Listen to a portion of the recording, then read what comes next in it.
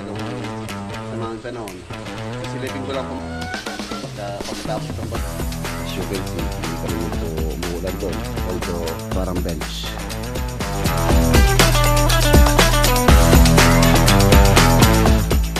Padlock.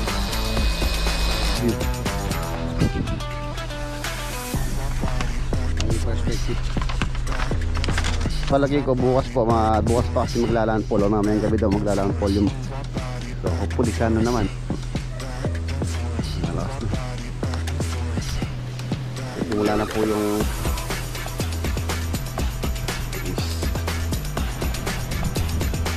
tanggal na yung ilaw, tanggal na ito, charging pa 96%. Ako lumakas. Hindi naman wala pong available dun sa isa. Sa isa naman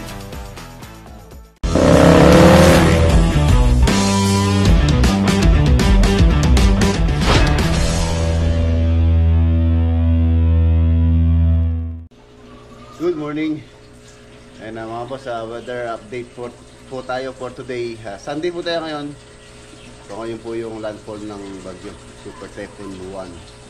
So as for now, ayun po yung lagay ng panahon dito sa Pampanga. Medyo kumulimlim na. Kagabi wala pa naman pong ulan. So now time check alas 6:20. So muna tayo, coffee. Mag-iingat po tayo lahat. Napakalakas po nitong paparating na bagyo, si Juan, Super Typhoon. So kung hindi naman po masyadong samang panahon, sisilipin ko lang po mamaya yung project dito sa may Arayat na uumpisahan na natin. Hopefully di sa coming week mga boss, pagkatapos itong bagyo. So, meron po tayo isang proyekto na umpisahan. Ayan.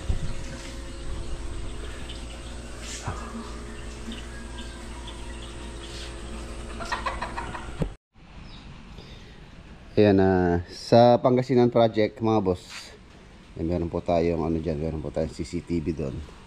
So, as for now, maganda pa naman po yung panahon doon.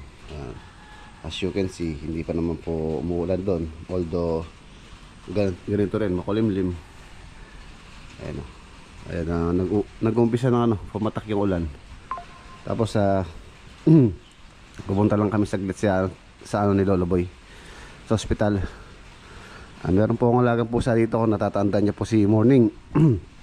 Yung po pusa dito. Agabi daw sumampa sa kanya. Nakahiga siya doon sa kanyang upuan na parang bench. So bigla daw sumampa sa kanya yung pusa, and then nung pagharap niya sa pusa, kinagat daw yung kanyang muka. Ayun yung si Morning. Shhh! Wing! Shhh! So punta muna tayo sa hospital ngayon. Ito yung pusa na to, si Morning. Ayun o. Shhh! Oy! Bakit mo kinagat si Lolo Boy? Ha? Ito. Kinagat daw siya. Ayan si Morning. Kakagat daw siya kagabi. So punta tayo sa hospital para mapatingnan. Napakadelikado pa naman po sa mukha. Sa may bandang mukha daw niya na siya nakagat. Hindi ko alam anong naging characteristic itong pusa na to, bakit kinagat si Lolo Boy sa mukha. Although lagi naman sila magkasama. So, papatingnan muna natin.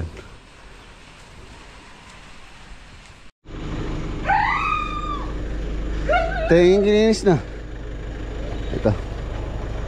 Ito. Oo. Tara. Nakamaga nga. Oo, papatara.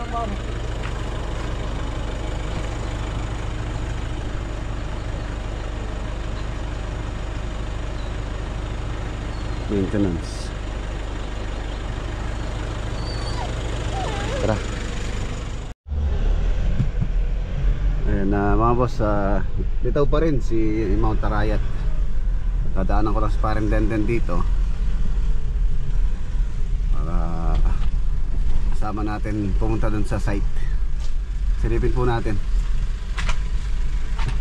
yung palang pagpapa-inject ni Lolo Boy. Wala pong ano daw ngayon, anti-rabies linggo. So Monday na lang daw. Okay lang naman din daw kung ano, kung bukas pa naman may inject. Yun o. Kasama natin si Denden, Boss Denden. Papunta na po kami doon sa may ano, sa may site. Kapag napustakan namin. Sa ano, sa Lunes kung hindi ulam bukas. Kung ano, Martes.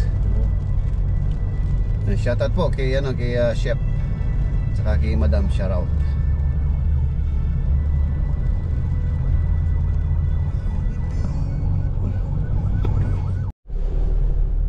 Ayan mga boss, nandito na tayo. Ito po yung property doon sa dulo doon.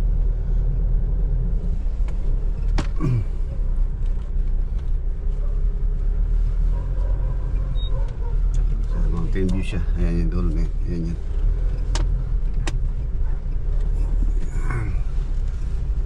Okay, dito muna tayo. Buksan natin yung gate.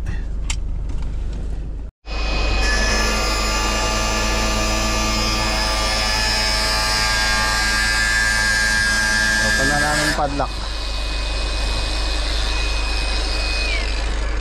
Yun. Ano? Sukal pala.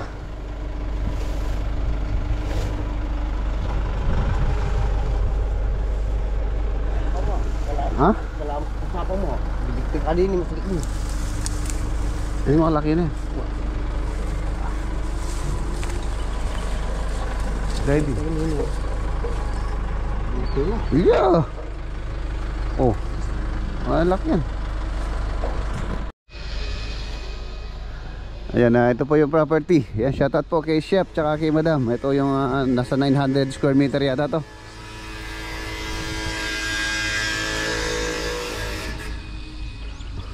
Mountain view.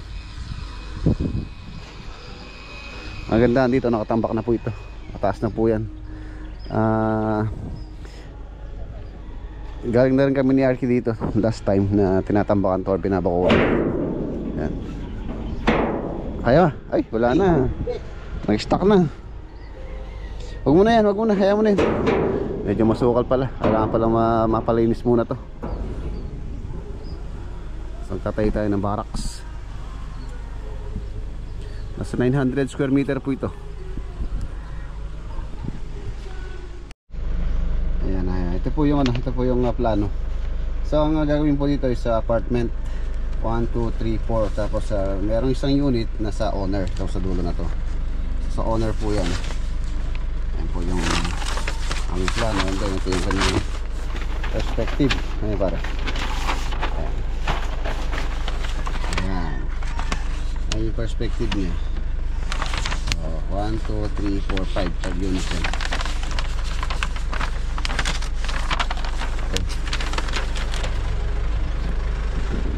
So kung tomorrow, sa palagi ko bukas po, bukas pa kasi maglalandfall o mamayang gabi daw maglalandfall yung bagyo. So possible na makapag-clear po tayo dito, clearing and then tayo ng barracks. Possible Martes. Tapos sunod naman natin yung sa Lakeshore. Prepare na rin po kami ng site preparation. Medyo sukal. Dito yata sa gawin dito yung mga unit. Maluwang. Kagandahan dito mga boss, ayan tulad ng ano na to, site na to, nakabakod na siya. So ano na, safety na. Yung mga materials na gagamitin or yung mga materials na nandito, may perimeter. Yun yung ano, kagandahan, tsaka nakatambak na rin. Hindi naman po ganun kalalim naman yung tambak nito. Hindi naman po siya ganun ang tawag dito, kataas sa main road, kaya mababaw lang to. Okay na. palamil. Di ba pasok? So let's go. Ayun o, gumaganda naman yung panahon. Pero actually mamaya pa daw pong hapon or gabi maglalandfall yung bagyong Uwan.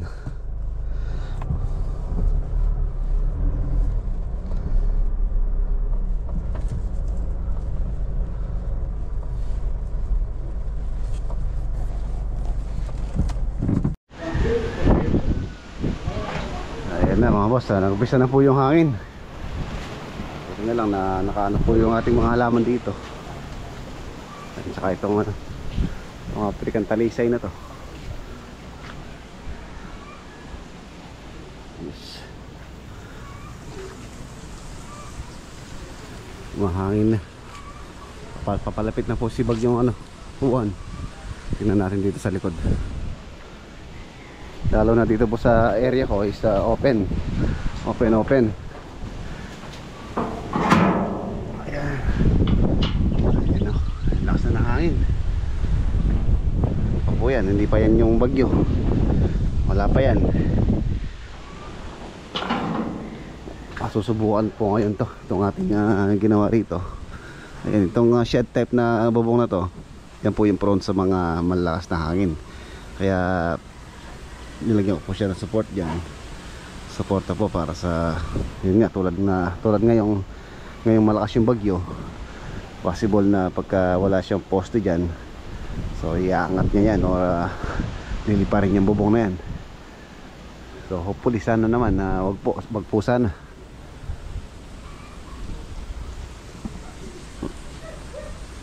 Nalakas na.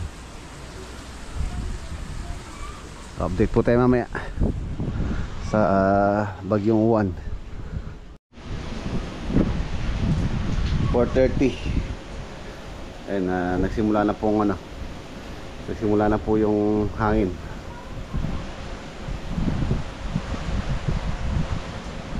Malakas na po.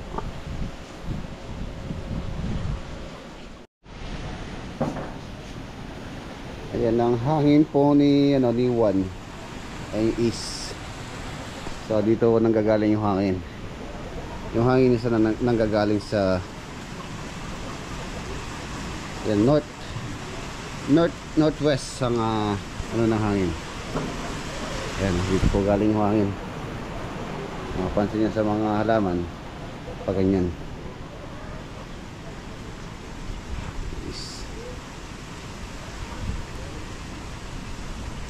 East. So nandito sa north yung hangin.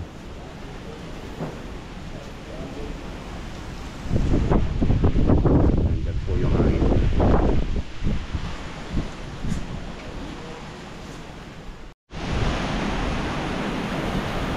Ayan na yung hangin na malakas mga boss. Lalong lumalakas po yung hangin. Makikita niyo naman sa mga halaman, sumasayaw.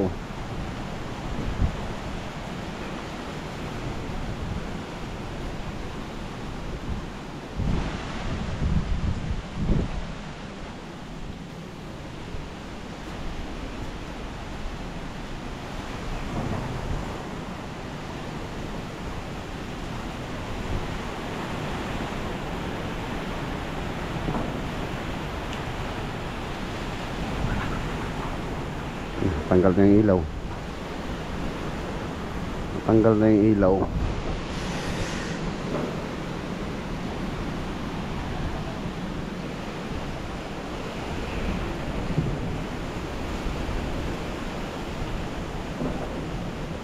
Yun na. Nabagsak na to.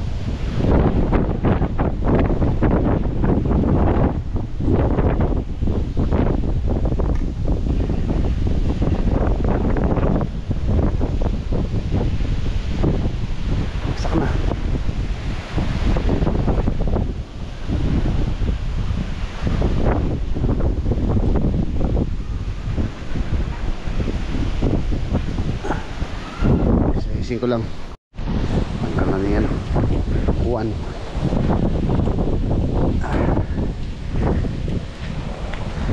for now may ano pa naman po dito, may kuryente pa naman.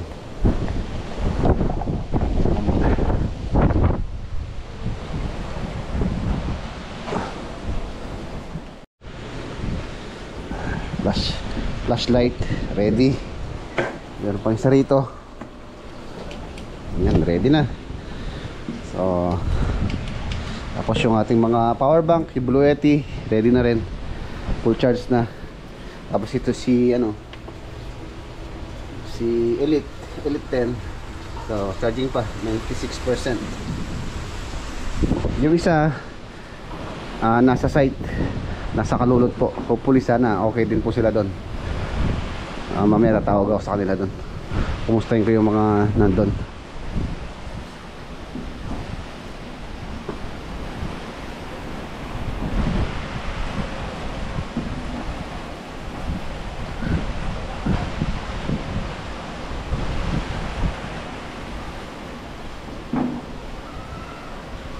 Grabe.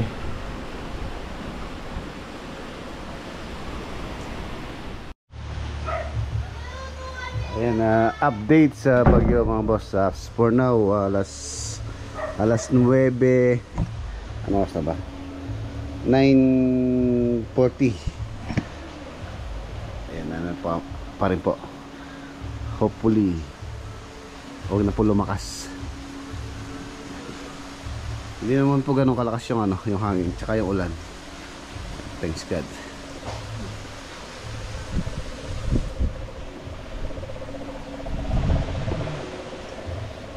Luto ng sopas tong mga bata. Luto na. Ha? Luto na. Dito ka lang. Ano ba na?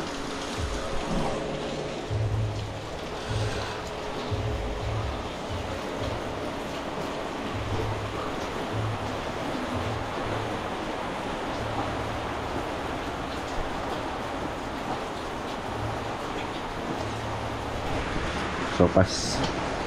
The next day.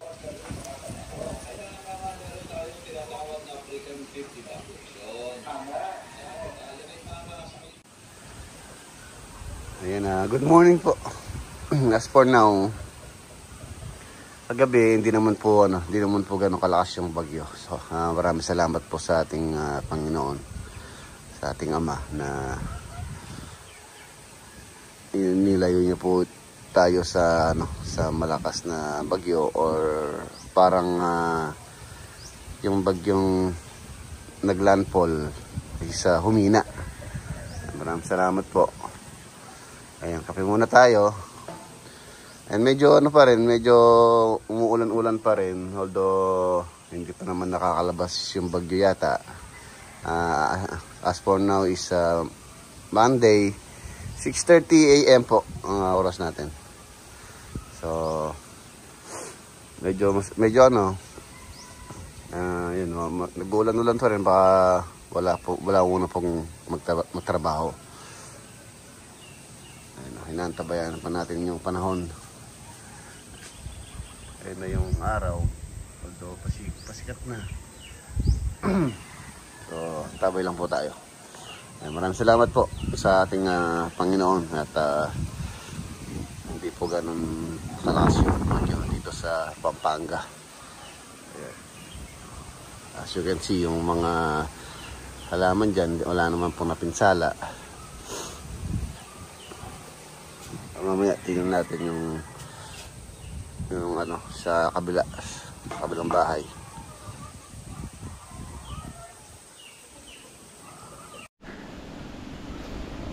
Ayan, umulan. Bumuhos na naman po yung ulan. And by the way, yung palang kahapon mga boss, yung about dun sa yung nakagat ng pusa, yung ni Lolo Boy. Bale, pinatingin na po yung aking kapatid, si Roan, si Lolo Boy kahapon. Tapos ayun, na-injigan po siya. Tapos binigyan din ng gamot ng doktor. Kahapon kasi nakasama ko siya, dalawang hospital po yung pinuntahan namin. Wala pong available dun sa isa. Sa isa naman, wala po yung mag-i-inject. So yun, sabi nila tomorrow, pero napaka pinangabang ko rin kasi sa mukha po na nakagat. So yun, okay naman po si Dolboy ngayon, na-indikan na ng anti-rabies. So yun mga boss, dito na natatapusin yung ating vlog for today and hapon. So kita po tayo bukas sa next upload. Ayan, keep safe everyone. Maraming salamat po.